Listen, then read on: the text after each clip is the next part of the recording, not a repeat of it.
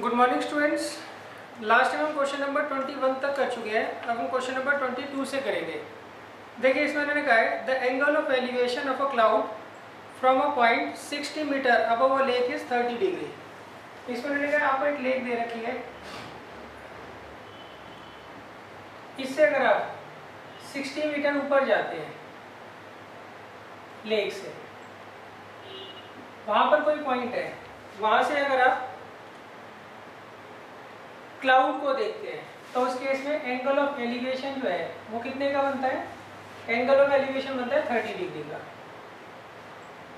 अच्छा, अब इसकी जो नीचे इमेज बन रही होगी किसमें, पानी के अंदर, अगर आप उसको देखते हो तो एंगल ऑफ डिप्रेशन बनता है 60 डिग्री का। तो मान लीजिए इसकी इमेज यहाँ बन रही है, तो इसी पॉइंट से जब आप इसको देखते हो तो एंगल ऑफ डिप्रेशन बनता है 60 डिग्री का, तो वो यहाँ बनेगा।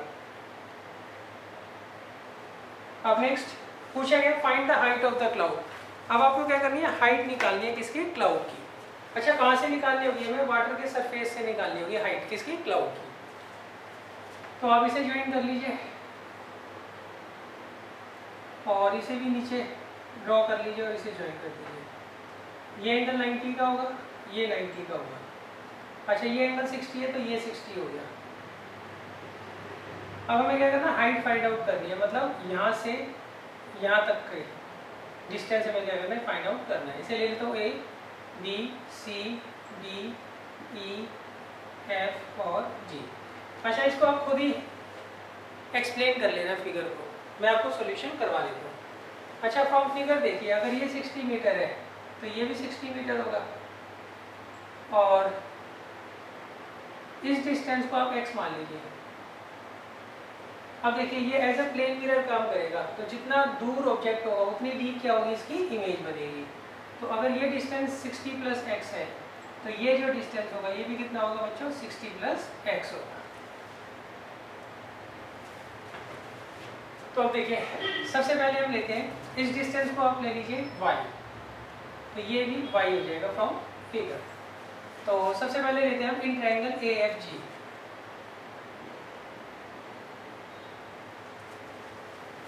इसमें ये परपेंडिकुलर है, बेस है, और परपेंडिकुलर और बेस इसमें आते हैं 10 में।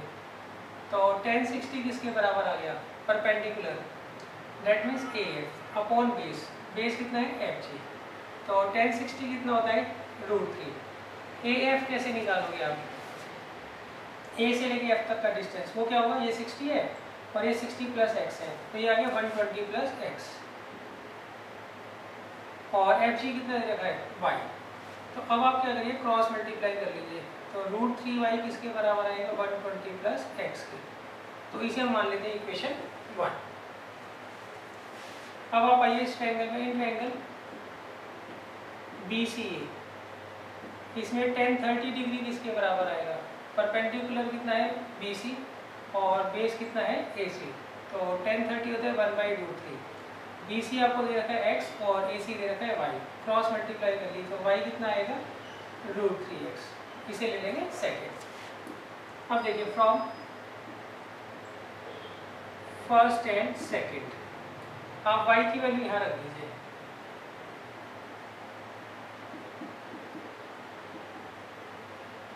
तो आएगा 3x = 120 प्लस x। तो 2x कितना आ गया, 120। तो इसे x कितना आ जाएगा बच्चों, 60 मीटर। तो ये जो x है ये कितना आ गया, 60 मीटर। अब देखिए हाइट ऑफ क्लाउड,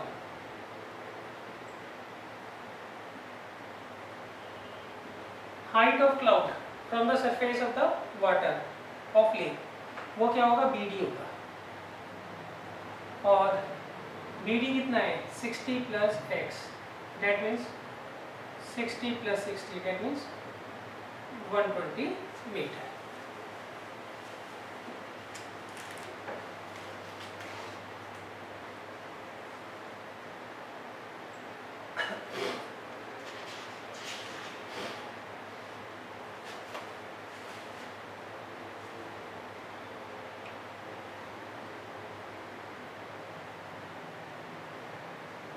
अच्छा, मान लीजिए आपको क्लाउड का डिस्टेंस फ्रॉम द पॉइंट पूछा होता, मतलब A भी पूछा होता, तो हम कैसे निकालते हैं।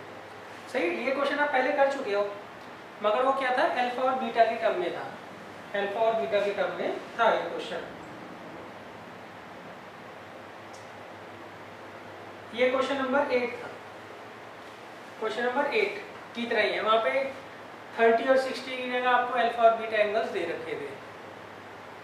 अच्छा, अब देखिए इसमें क्वेश्चन नंबर 14 भी ऐसा ही है, उसमें आपको क्या पूछा है, उन्होंने पूछा ये जो पॉइंट है यहाँ से क्लाउड का डिस्टेंस मतलब ए बी निकालना है, तो मैं अब आपको ए बी भी निकाल के बता रहा हूँ, वैसे क्वेश्चन में पूछा नहीं है, फिर भी आपको समझा रहा हूँ, क्यों एग्जाम में जरूरी नहीं है हाइट ही पूछे हम क्लाउड की, और डिस्टेंस जो सा पॉइंट है जहाँ से हम देख रहे हैं क्लाउड को, वहाँ से क्लाउड का डिस्टेंस भी आपसे पूछ सकते हैं। तो उस केस में बच्चों हम क्या करेंगे,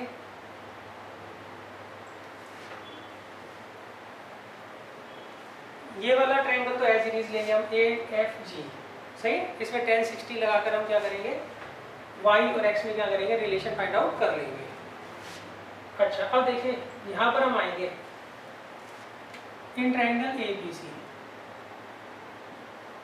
इसमें देखिए ये बेस है और ये हाइपोटेन्यूज है, और बेस और हाइपोटेन्यूज किस में आता है, कॉस में, तो कॉस 30 किसके बराबर होगा, बेस अपॉन हाइपोटेन्यूज। कॉस 30 कितना होता है बच्चों, √3/2, और AC हमें कितना दे रखा है बच्चों, y के बराबर, और AB कितना दे रखा है, AB हमें फाइंड आउट करना है, तो AB कितना आएगा, 2y/√3, क्लियर है। अच्छा,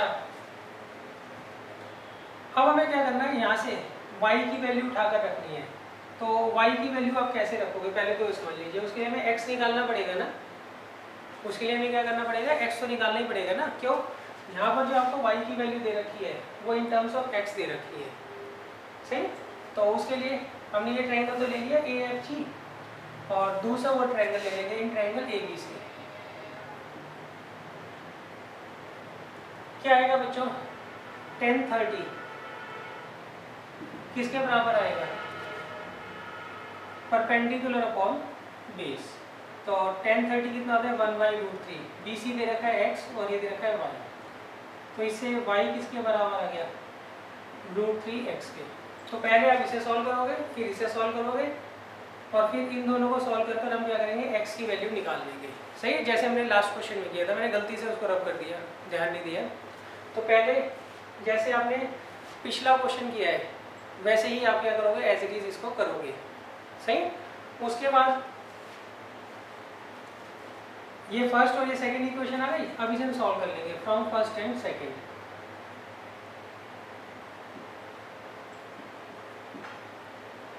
तो y की वैल्यू यहाँ उठा के रख दीजिए, √3 into √3x is equal to 120 plus x, तो 3x, तो 2x इज इक्वल टू 120, तो x आगे 60, यहाँ तक तो हमने बच्चों ऑलरेडी कर ही लिया था, सही।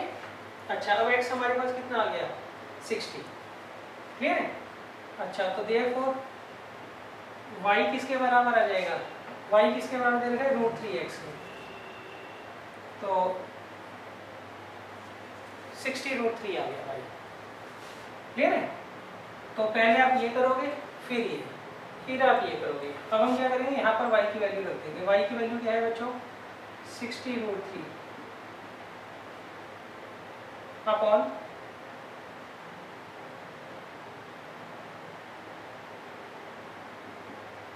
ये इससे कैंसिल आउट हो जाएगा, तो कितना आ जाएगा, 120 आ जाएगा, क्लियर है बच्चों। पहले आप ये करोगे, फिर ये, और फिर ये, क्लियर है।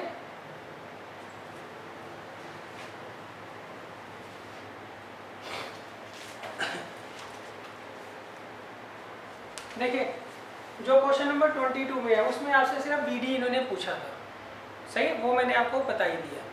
अच्छा, इन केस अगर वो AB पूछ लेते तो आपको इस तरीके से जो है कर आना है क्वेश्चन, सही। वैसे इन्होंने AB पूछा नहीं है, फिर भी क्वेश्चन ये बन सकता है। अब देखिए इसके बाद है क्वेश्चन नंबर 23,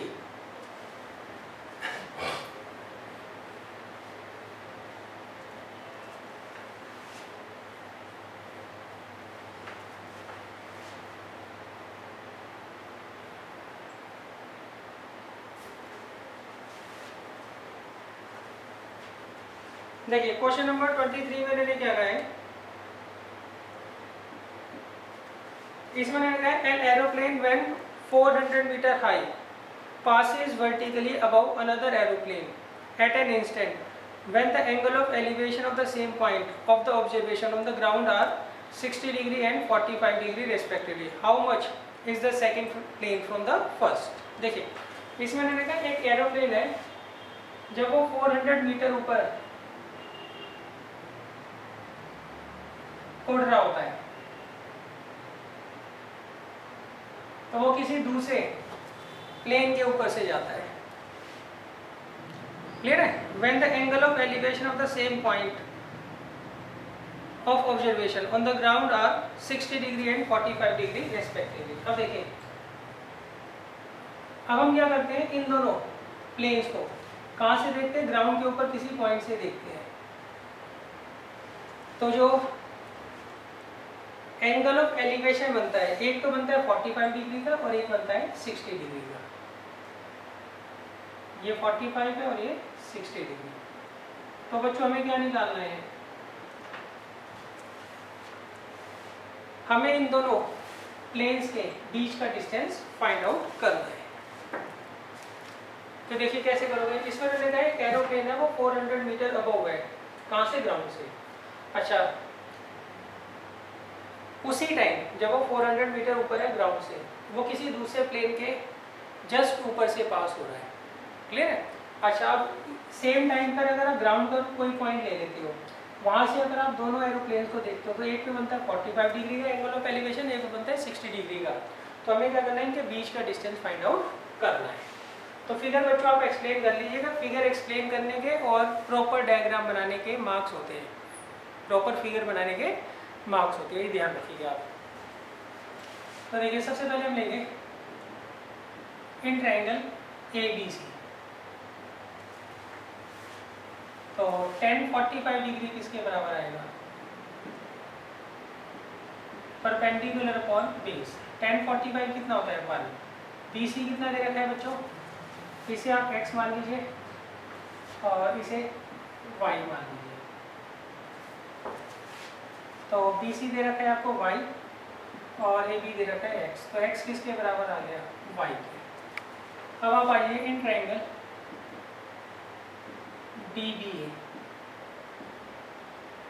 इसमें tan 60 किसके बराबर है, परपेंडिकुलर अपॉन बेस। tan 60 कितना होगा √3, DB कितना है 400 और AB हमें दे रखा है x, तो x कितना आ गया 400/√3। अब देखिए distance between two planes, between पूरा लिखना, वो कितना होगा बच्चों DC, और DC किसके बराबर होगा, वो होगा DB माइनस BC। DB कितना है 400 और BC किसके बराबर है y के, और यहाँ पे x और y के हैं इक्वल दे रखे हैं, कितने 400/√3, 400/√3। क्लियर बच्चों, क्या आएगा 400, इसको आप रैशनलाइज कर लीजिए।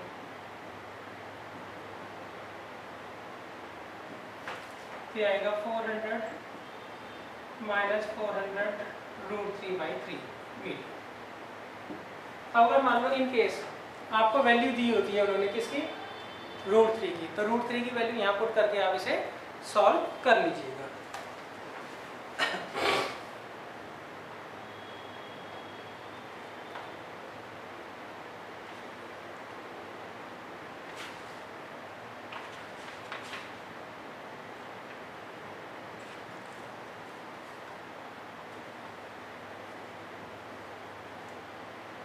अब देखिए नेक्स्ट है क्वेश्चन नंबर 24।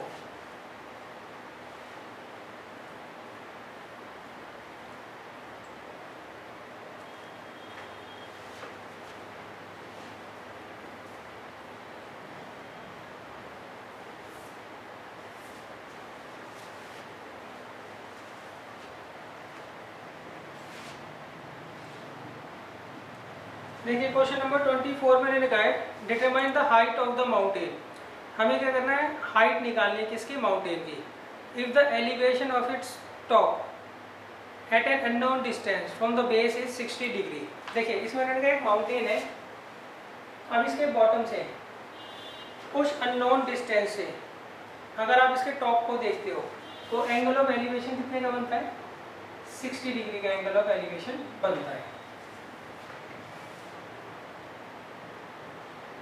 अच्छा अब देखिए next, at a distance 10 kilometre further of from the mountain along the same line the angle of elevation is 30 degree.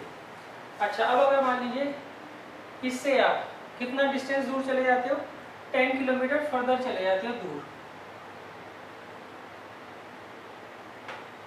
सही, माउंटेन से, और यहाँ से देखते हो तो एंगल ऑफ एलिवेशन कितने का बनता है, 30 डिग्री।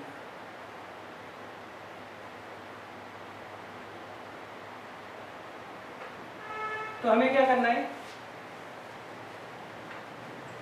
हाइट निकालनी है किसकी, माउंटेन की। तो आप इसे h मान लीजिए और इसे x मान लीजिए। तब देखिए इन ट्रायंगल DCE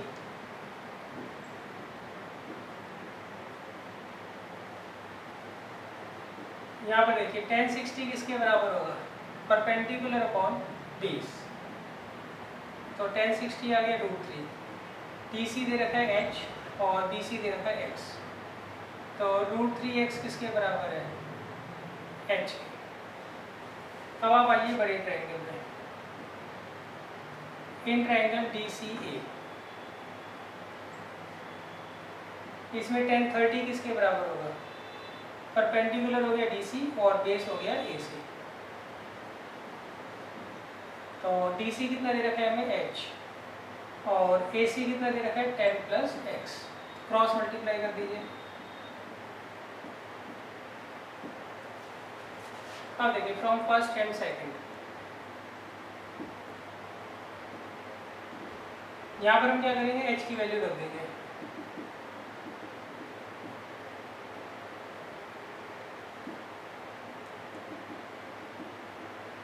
तो इसे इधर ले जाइए,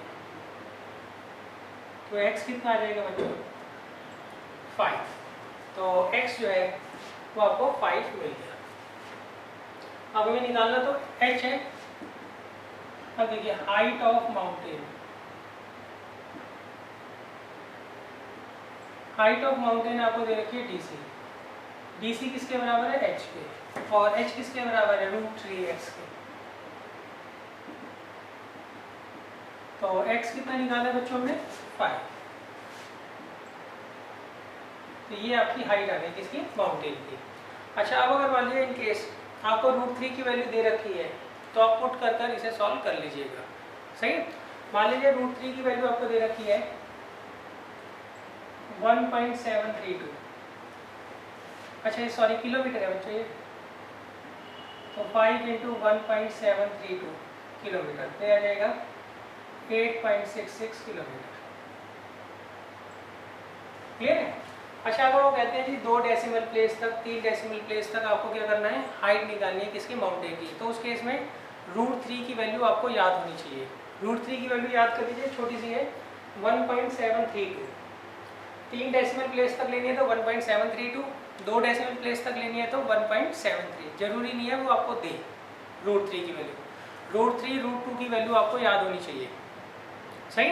हाँ वैल्यू पुट जब भी करोगे जब वो बोलेंगे, सही है, वो अगर ना बोले तो आपको पुट करने की जरूरत नहीं है।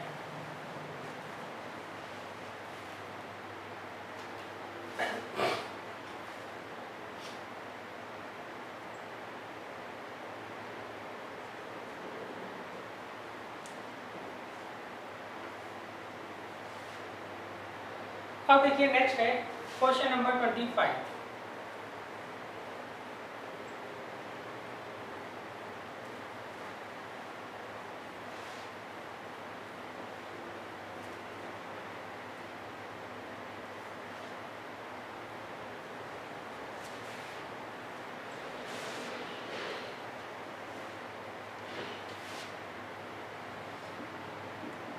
देखिए क्वेश्चन नंबर 25 में इन्होंने कहा है a man on a cliff observe about an angle of depression of 30 degree एक आदमी है वो क्लिफ के ऊपर बैठा हुआ है या खड़ा हुआ है, जैसे भी है, वो एक बोर्ड को ऑब्जर्व कर रहा है, और वो बोर्ड जो है, जब वो बोर्ड को देखता है तो एंगल ऑफ डिप्रेशन बनाता है कितने का, 30 डिग्री का, और वो किनारे पर आ रही है इधर। तो ये जो एंगल ऑफ डिप्रेशन है ये आपको कितने का दे रखा है इन्होंने, 30 डिग्री का दे रखा है। अच्छा, अब वो बोर्ड जो है वो क्लिफ के बॉटम की तरफ आ रही है, और क्लिफ का बॉटम कहाँ पर है, वो किनारे की तरफ है। अच्छा, अब वो कहते हैं बोर्ड जो है वो यूनिफॉर्म स्पीड से क्लिफ की तरफ आ रही है। अब 6 मिनट्स लेटर, 6 मिनट बाद, the angle of elevation, the angle of depression sorry of the board is found to be 60 degree. अच्छा, अब वो 6 मिनट बाद देखता है तो वो बोर्ड जो है थोड़ी आगे आ जाती है, सही। अब वो जब इस बोर्ड को देखता है तो एंगल ऑफ डिप्रेशन कितने का बनता है, 60 डिग्री का बनता है। तो आपको क्या बताना है इसमें, find the time taken by the board to reach the shore, मतलब किनारे तक आने में बोर्ड को कितना टाइम लगेगा, हमें ये बताना है। देखिए, इसमें उन्होंने कहा एक क्लिफ है, ये किनारे पर है, किसके, नदी के। नदी दे रखे हैं, क्या दे रखे हैं उन्होंने,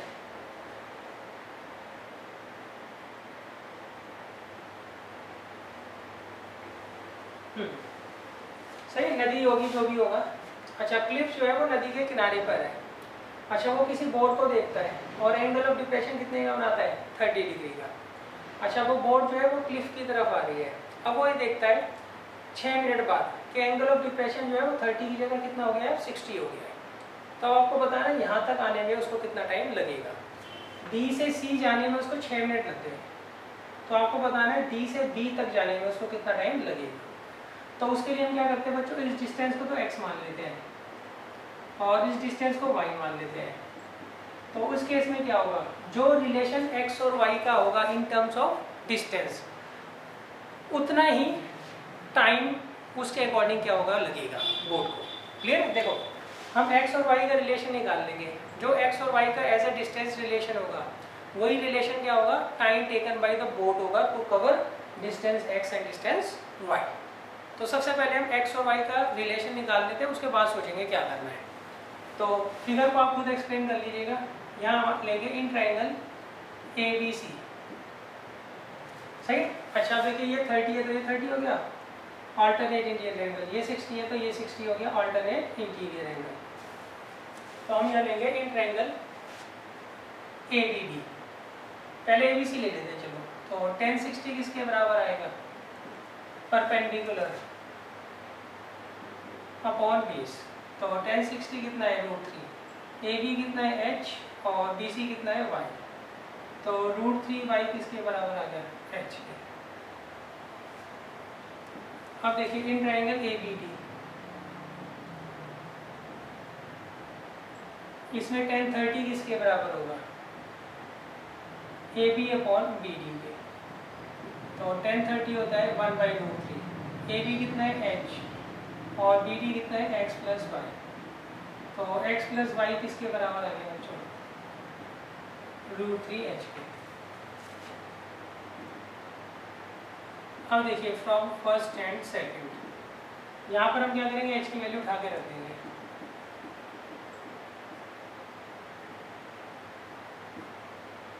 तो x + y किसके बराबर आ गया, 3y के। तो x = 2y। क्लियर है? तो डेट इम्प्लाइज y जो है वो x/2 हो गया, मतलब y जो डिस्टेंस है वो x हो गया है, आधा है। अब देखिए उसको x यूनिट डिस्टेंस ट्रैवल करने में 6 मिनट लग रहे हैं, तो उसका आधा ट्रैवल करने में कितने मिनट लगेंगे, ऑब्वियस सी बात है 3 मिनट लगेंगे। तो टोटल टाइम टेकन कितना हो जाएगा, 9 मिनट। अच्छा, इसको लिखना कैसे है वो मैं आपको समझा देता हूँ।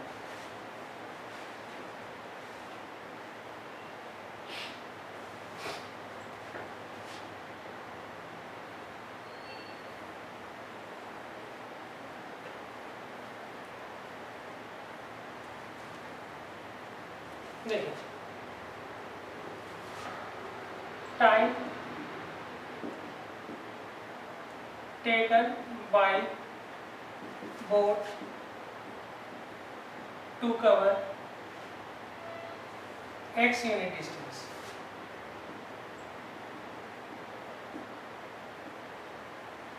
सही?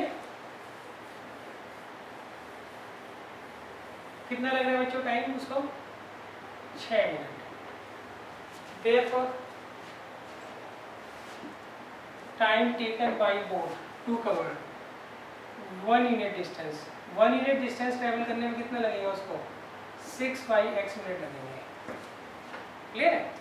अच्छा, that implies time taken by boat to cover कितना डिस्टेंस बच्चों? y डिस्टेंस उसको क्या करना है? ट्रेवल करना है. तो उसके लिए हम क्या करेंगे? इसको y से मल्टीप्लाई कर देंगे और y है किसके बराबर? x/2 के बराबर. तो y की जगह मैं लिख दूंगा यहाँ पे x/2. तो कितना लगेगा ये? 3 minute. Therefore, total time taken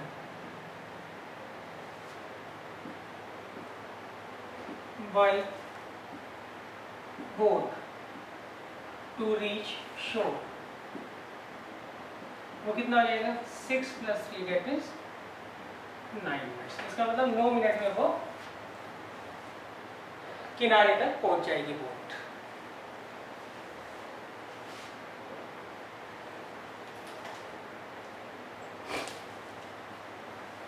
अब बच्चों देखिए नेक्स्ट क्वेश्चन है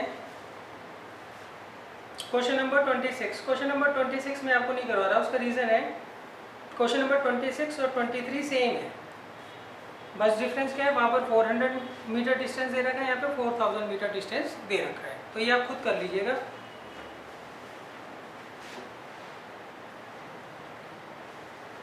अब देखिए नेक्स्ट है क्वेश्चन नंबर 27.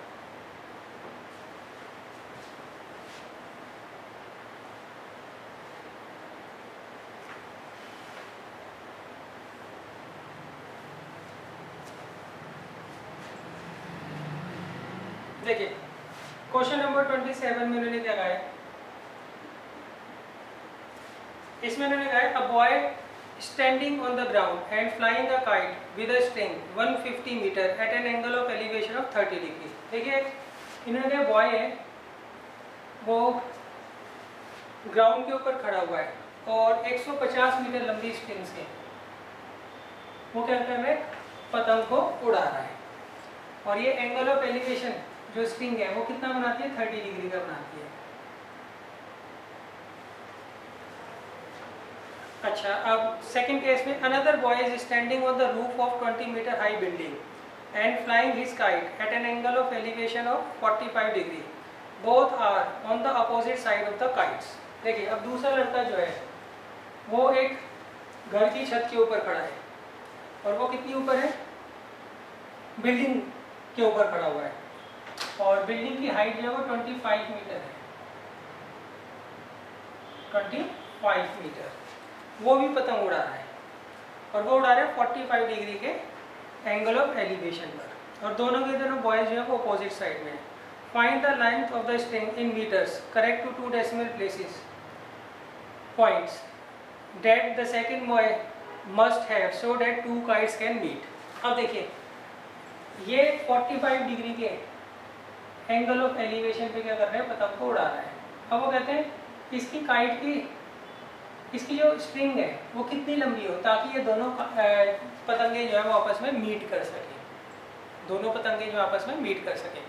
अच्छा दोबारा समझ लीजिए, एक बॉय जो है ग्राउंड के ऊपर खड़ा हुआ है और वो 150 मीटर लेंथ की स्ट्रिंग से क्या कर रहा है? पतंग को उड़ा रहा है और एंगल ऑफ एलिवेशन बना रहा है 30 डिग्री का. दूसरा बॉय जो है वो 25 मीटर हाई बिल्डिंग के ऊपर खड़ा हुआ है, वहाँ से पतंग उड़ा रहा है 45 डिग्री के एंगल ऑफ एलिवेशन से. अब इसकी लेंथ क्या हो स्ट्रिंग की ताकि दोनों पतंगे आपस में मीट कर सकें? तो हमें बच्चों ये वाला डिस्टेंस निकालना है. तो इसे मैं ए लेता हूँ, इसे बी, इसे सी, इसे डी.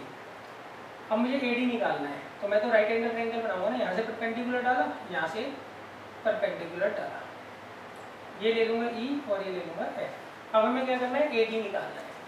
ए डी कैसे निकालूंगा बच्चों? सबसे पहले इस ट्रायंगल में मैं ए ई निकाल लूँगा, सही। अच्छा, ए ई की हेल्प से ए एफ निकल जाएगा, फिर ए एफ की हेल्प से ए डी निकल आएगा, सही। दोबारा देख लीजिए, फिगर को आप एक्सप्लेन खुद कर लीजिएगा, सही। सबसे पहले हम लेंगे in triangle A E B, A E B. यहाँ देखिए, यहाँ लगाएंगे सबसे पहले साइन 30 डिग्री। हम क्या करेंगे, इसकी हेल्प से ये वाली लेंथ निकाल देंगे। तो साइन 30 डिग्री, साइन किसके बराबर होता है, परपेंडिकुलर अपॉन हाइपोटेन्यूज। तो ये आ गया 1/2। ए ई हमें पता नहीं, और ए बी कितना दे रखा है 150, क्रॉस मल्टीप्लाई कर लीजिए। तो ए ई कितना आ गया यहाँ पे 75 आ गया। ए ई कितना आ गया 75, यानी कि हाइट जो है काइट की वो 75 मीटर ऊपर है ग्राउंड से। अब देखिए, नाउ ए एफ निकाल दीजिए आप। ए एफ किसके बराबर होगा, ए ई में से हम क्या करेंगे, एफ ई माइनस कर लेंगे। ए ई में से एफ ई माइनस कर लेंगे।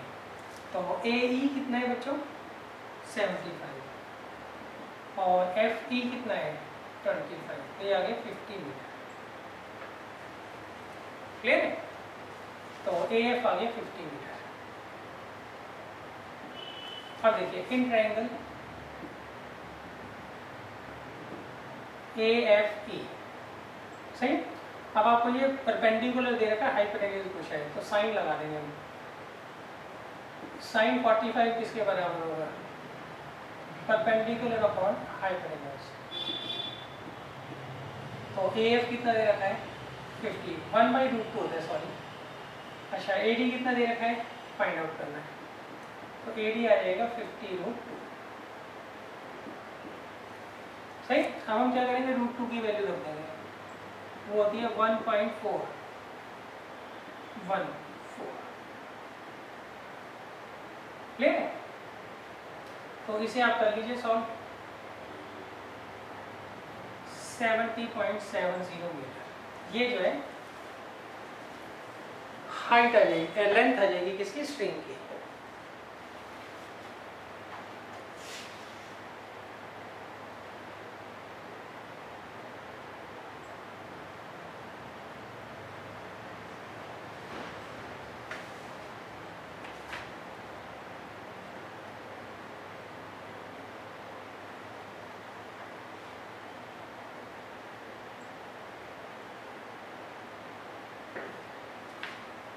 अच्छा देखिए, आप √2 की वैल्यू देख लीजिएगा कितने डेसिमल प्लेस तक, सही वो देते हैं, उसके हिसाब से आप इसको पुट कर दीजिएगा।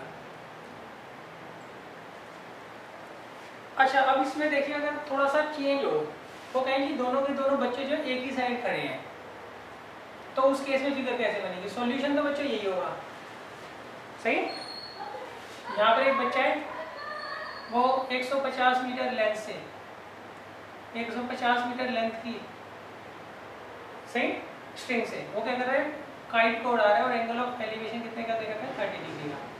अब दूसरा बच्चा जो है वो एक बिल्डिंग पे खड़ा हुआ है, बिल्डिंग की हाइट है 25 मीटर, और वो भी पतंग को उड़ा रहा है। वो किस एंगल ऑफ एलिवेशन से उड़ा रहा है, वो उड़ा रहा है 45 डिग्री के एंगल ऑफ एलिवेशन से। अब आपको ये बताना है इसकी स्ट्रिंग की लेंथ कितनी हो, ताकि दोनों की दोनों पतंगें मीट कर जाए। तो यहाँ से आप परपेंडिकुलर ड्रॉ कर दीजिएगा, ठीक है। तो ये आपका बी है, और ये दे रखा है डी, ये दे रखा है सी, ये दे रखा है ई, ये दे रखा है एफ, और ये दे रखा है ई, सही। फिगर अलग बनेगी मगर सॉल्यूशन क्या होगा, सेम होगा। ये कब है, जब दोनों अपोजिट साइड है, आमने सामने है। ये कब है, जब दोनों पतंग के एक साइड है। देखिए पतंग ये नहीं, पतंग के दोनों इस तरफ है, यहाँ पे पतंग यहाँ है, एक लेफ्ट में और एक इसके राइट में। ये कब है, जब दोनों पतंगों के अलग अलग साइड है, सही, आमने सामने है। इसमें जब दोनों पतंग के एक ही साइड है। तो फिगर आप देख लीजिएगा बनाना, सही है। तो दोनों फिगर्स की आपको प्रैक्टिस करनी है। ये वो वाला केस है जिसमें दोनों अपोजिट साइड में पतंग के, ये वो वाली फिगर है इसमें दोनों एक ही साइड में है, किसके, काइट के।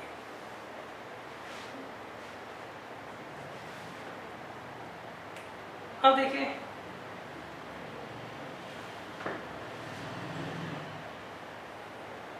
Question number 28।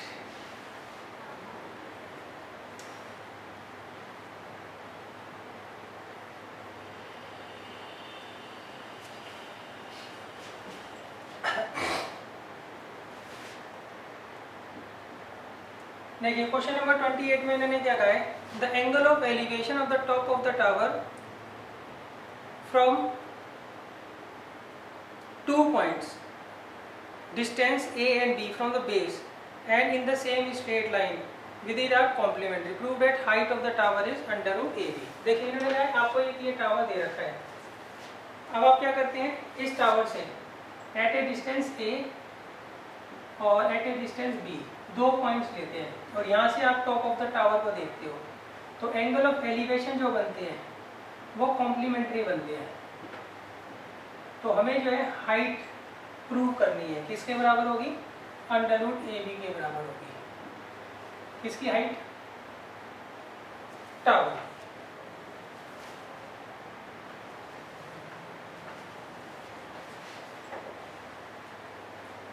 तो हमें प्रूव करना है इसकी जो हाइट होगी टावर की वो अंडर रूट ए बी होगी।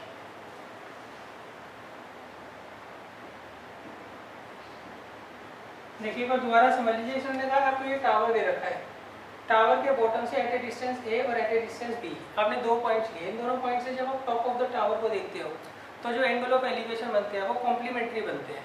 कॉम्प्लीमेंट्री मतलब यहाँ पर और यहाँ पर जो एंगल्स बनेंगे उनका सम कितना होगा, 90 डिग्री होगा। तो आप अगर इसे थीटा मानते हैं तो ये 90 माइनस थीटा होगा, अगर आप इसे थीटा मानेंगे तो ये 90 माइनस थीटा होगा, वो आपकी मर्जी, आप जैसे मर्जी मान लीजिए। अब हमें क्या करना है, हाइट निकालनी है किसकी, टावर की। तो उसके लिए देखिए हम क्या करेंगे, हम यहाँ लेंगे in triangle A B C, tan theta किसके बराबर होता है, परपेंडिकुलर अपॉन बेस। तो tan थीटा किसके बराबर आ गया बच्चों, ए बी कितना दे रखा है h और बी सी दे रखा है a, तो इसे आप इक्वेशन 1 मान लीजिए।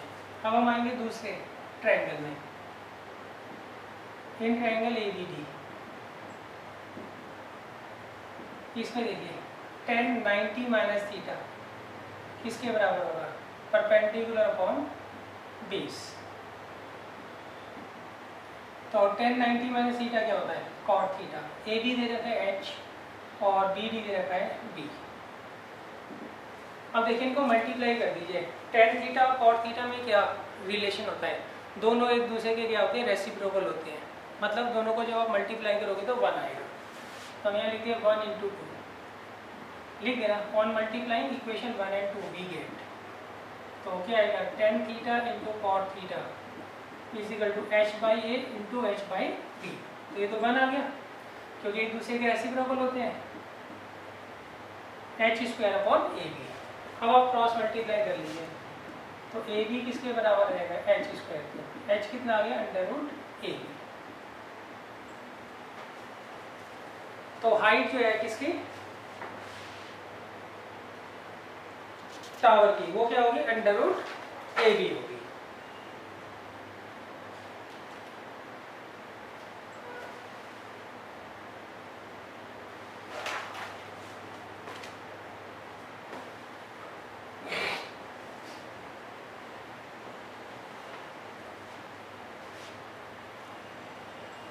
अब देखिए इसके बाद है क्वेश्चन नंबर 29।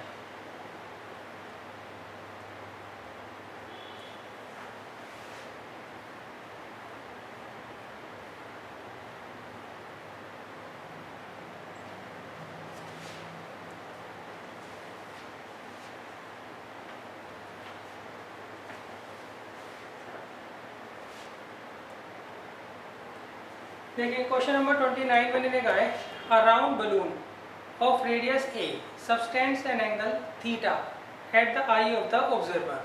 देखिए इसमें मैंने कहा आपको एक राउंड बलून दे रखा है, इसका रेडियस a दे रखा है और ये ऑब्जर्वर की आई पर थीटा डिग्री का एंगल बनाता है, सही।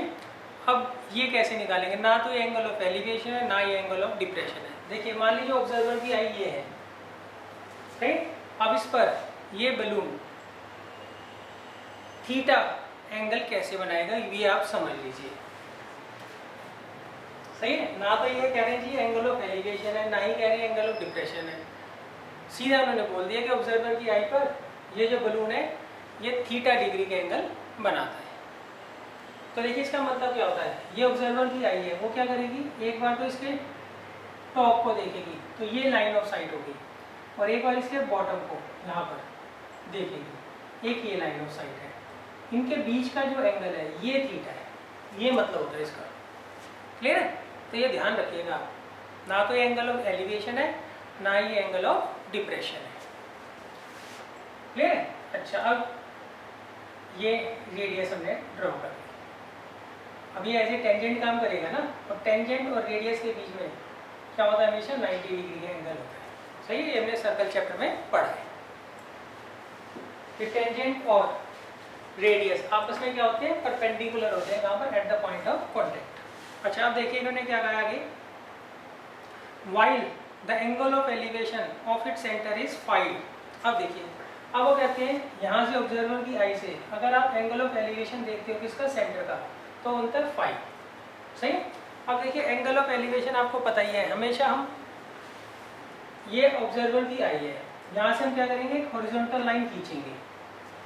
सही? एंगल ऑफ एलिवेशन और डिप्रेशन दोनों हमेशा क्या होते हैं, हॉरिजॉन्टल लाइन के रेस्पेक्ट बनते हैं।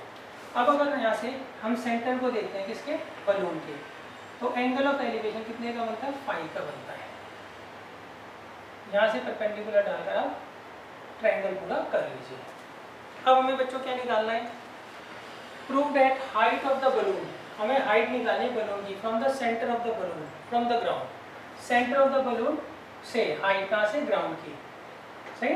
ये हमें किसके बराबर प्रूव करनी है, हमें प्रूव करनी है a sin 5 into cosec theta by 2। ये हमें क्या करना है, प्रूव करना है।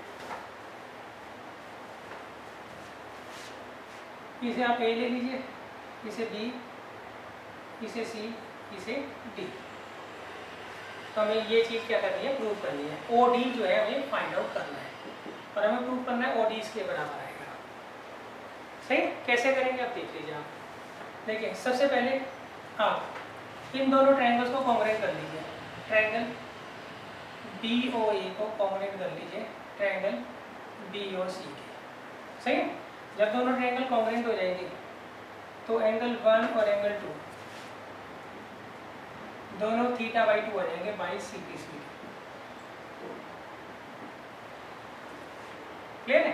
अब देखिए इसकी जो रेडियस है वो a दे रखी है, तो सबसे पहले हम क्या करेंगे, थीटा बाई 2 वाला ट्रायंगल पकड़ते हैं। थीटा बाई 2 किस में बन रहा है, एक तो बन रहा है BCO में और एक बन रहा है BAO में। तो हम BCO लेते हैं इन ट्रायंगल BCO। सही? अब देखिए थीटा के साथ कोसेक दे रखा है हमें, तो हम कोसेक ही लगाएंगे यहाँ पे, क्यों, उससे इजी रहता है। कोसेक थीटा बाई 2, ये थीटा बाई 2 तो है बच्चों, एंगल 2। कोसेक थीटा बाई 2 किसके बराबर होगा, सही, कोसेक किसके बराबर था, हाइपोटेन्यूज अपॉन परपेंडिकुलर। अब देखिए ये एंगल 90 का है तो ये हाइपोटेन्यूज हो गया, ये थीटा है तो ये परपेंडिकुलर हो गया, ये दोनों एंगल है तो ये बेस हो गया।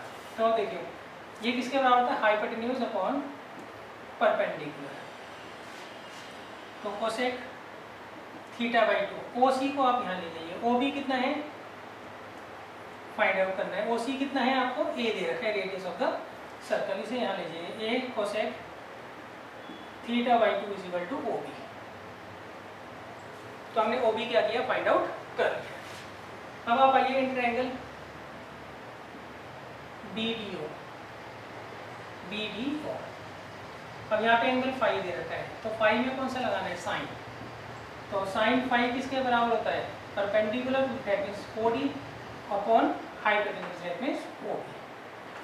तो OB साइन 5 किसके बराबर आ गया, OD के।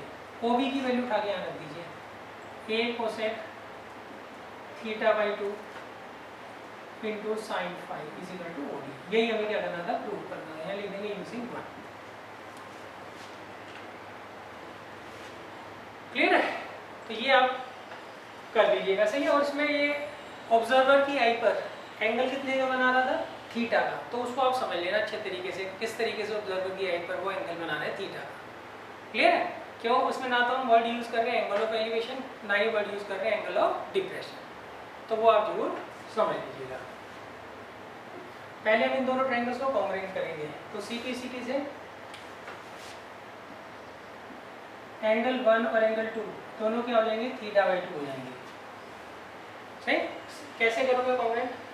ये radius of the same circle, ये कॉमन और ये टेंजेंट की लेंथ क्या होती है? इक्वल होती है। तो ट्रिपल एस से दोनों ट्रायंगल क्या हो जाएंगे? कॉन्ग्रुएंट हो जाएंगे। तो CPCT से एंगल 1 और एंगल 2 दोनों θ/2 हो जाएंगे। सही? अच्छा, θ/2 के साथ आपको सेक ही लगाना, उससे क्या होगा? कैलकुलेशन आपकी इजी पड़ेगी। और फाई के साथ साइन लगाना। क्यों? क्वेश्चन में ऐसे दे रखा है, क्वेश्चन में जैसे दे रखा होता है ना, वैसे अगर आप करोगे तो काफ़ी इजी पड़ेगा। अपनी तरफ से करोगे तो आपको कैलकुलेशन थोड़ी टफ मिलेगी।